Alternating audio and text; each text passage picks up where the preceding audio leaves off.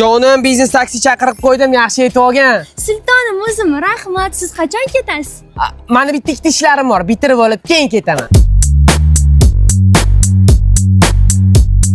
Qo'yni olmoqchiman. Atigi 1,5 million kartamga tashlab yuboring. Bo'ldi jonim, hozir 2 sekund. Tinimga jam tashlab yubordim, olgan kiyimingni. Rahmat, ayiqcham. O'rtoq, kim ism beribdir? Nimaga? Shuni tualetga kirib chiqing. Mana jonim menyu. Xohlagan narsangizni zakaz qil. Rahmat, o'zingizcha o'zingiz nimadir yemaysizmi? Men kelishingni oldin yeb bo'lganman. Sen yur.